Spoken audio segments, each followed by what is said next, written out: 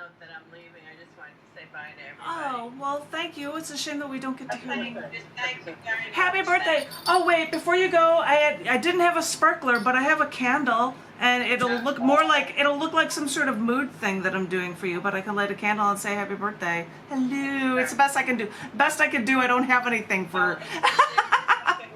Thank you very much. Thank you very much. Have a good evening and happy birthday. Thank you. Thank you. I'll leave it lit. Thank you. I guess that I should be going to. Thank you guys. You guys are all triple plus awesome, and you guys can't see the candle that's going here. But I will start with the next book for the next round, as I am prone to do. John mentioned it during Poetic License. Hello, I get to shout my signs. I've got I can cover up my window with the Poetic. Window or tree, what am I covering? But the first round I read things from the new issue of CC&D magazine, and so the second round, of course, I would read from the newer magazine, and that's Down the Dirt magazine. I was highlighting the cover for him, and it is personally named for him. I think there's something called Cool at the beginning, and then the Cold from you at the beginning, so I went with something like that for the cover for it. A nice colorful cover, and I am doing things, everything is within this issue. The first one, usually the last one I'm going to read is something that will appear in Testament, and it is nowhere else, but one of the poems that is in this book actually is going to be in Testament as well. So I'm doing that one first, which is usually the last one when I'm doing these readings. This first poem is going to be in the it is in the Cool Cold, and it's also going to be in Testament. I keep showing off the covers for everybody. Testament and the Cool Cold, and it is titled "It Really Is All About Choice." I think I read this once before, Tom Woodruff at Kickbutt. I think it was the one thing I read from there, I think. But anywho, here it is. And Kickbutt will chat Sunday nights. Sunday nights. 3 to 6. Oh! So it is on. Just so you can come along next Sunday, December 11th, from 3 to 6. It's early, but yeah. Okay, 3 to 6 next week at Kickbutt. Got it? Good to know. Thank you very much. But I won't read this because I think I read this there. And this is called It Really Is All About Choice. There are some who may argue that a fetus with no mouth to express their lack of emotion while inside a womb doesn't have a choice when a woman terminates a pregnancy. So religiously infused legislators eliminate the choice of the woman, the adult, full-grown, voting woman, by giving that choice to something that isn't even born. After Roe v. Wade was overturned, individuals gained their choice back, as press polls indicated that parents with children going to colleges in states supporting restricting women's rights are telling their children they would not pay for them to continue school in a state so restrictive to women, to adult, full-grown, voting women. Quote, if a state does not tell a young woman that they are entitled to terminate a pregnancy after a rape, I'm not sure I'd be spending my money on education in that state, if I may quote U.S. Senator Claire McCaskill. High school students, junior year, senior year, approaching college, now reconsider college choices in these restrictive states after the overturning of Roe v. Wade. Quote, I would not consider going to a school in a state where abortion is against the law, is only one quoted teen. But she is not alone. So what of the women already in college when sorority presidents even call the new abortion law, quote, just terrifying?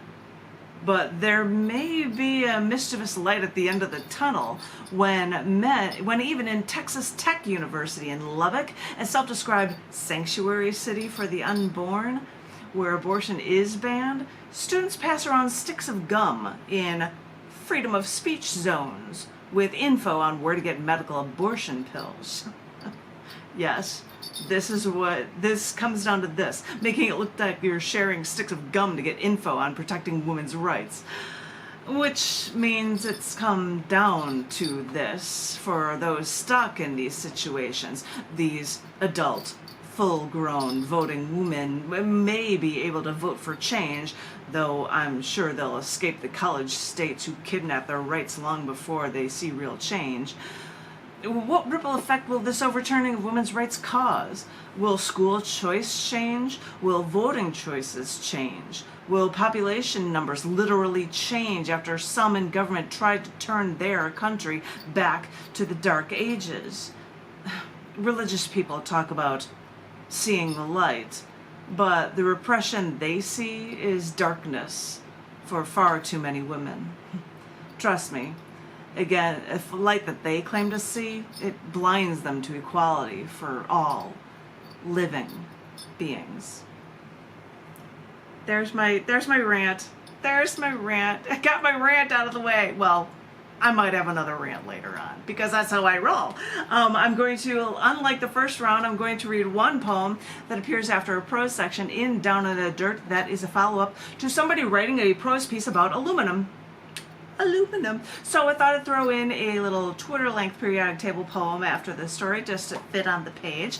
And this piece is called Aluminum Becomes Priceless. He bought me a bracelet from a book/movie made from the story's metal invention. The story's metal's not real, but my bracelet was real. So what metal made this bracelet?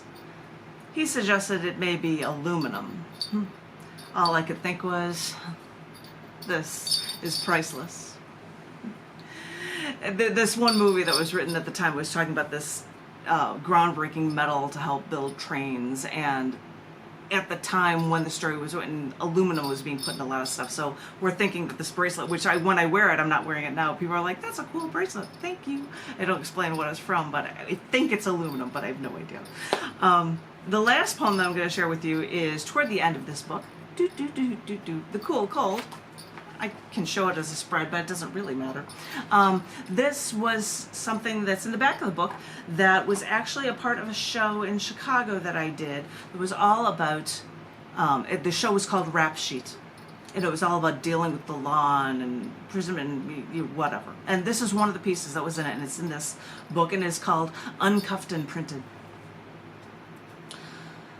When I was arrested, they put handcuffs, a little too tight, around my wrists, behind my back. They put me in the back of their squad car, took me to their headquarters, a little building you can only get to through the off-ramp of the expressway.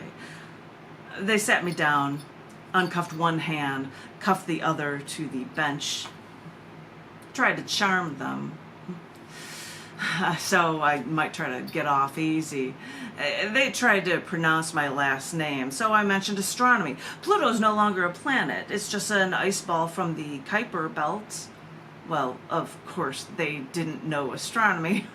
So I try to be pleasant, bring up astronomy to entertain the layman. Did you know that the moon's orbit gets 1 inch farther away from the Earth every year? So if you thought the moon looked bigger when you were little, well, you may have been right. They liked that.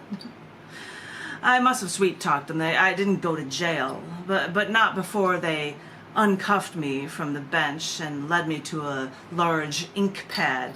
Now, we're going to move your fingers. Don't try to help, they'll say. So you do as they say, and they seem quite pleased by taking your prints to add to their permanent government records. Lucky you. You're a part of the system now. At the last finger, the cop rolled and smeared and made a mention that something went wrong. That's all on you, I couldn't help but say, but the cops were still pleased. Nah, the print turned out fine, the balding cop said. What a relief. All I could think was that this cop's defective genes gave him this monk look. Maybe he's a cop because it was a way to still have a power trip. Yeah, that's my inner voice. I know better. I wouldn't say it aloud, I'd just think it.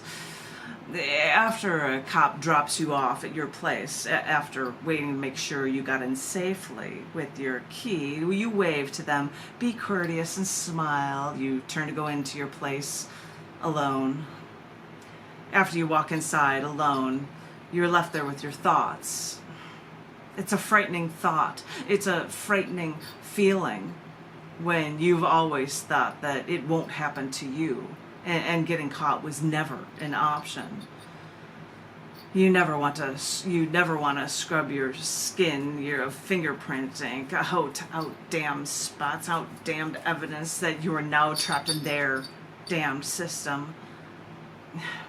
It might seem like a relief when you're finally uncuffed, but you're not. You're a part of their system now.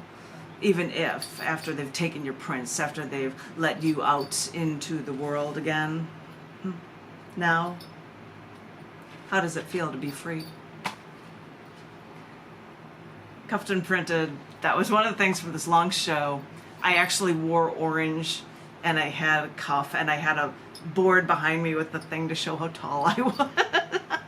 It was fun. It's fun to do stuff like that if you're gonna have a show, but that was one of the pieces from the show, so I thought I'd share it with you, and I hope you guys enjoyed it, and thank you Double Plus very much. I see we're about halfway through our cycle, and now it is time, and people will take as long as you guys would like, because, you know, it's Christmas time.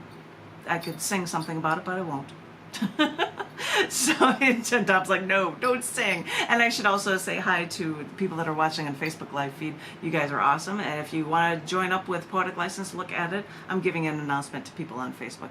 You can find the Poetic License page on Facebook and join up in a Zoom meeting if you'd like.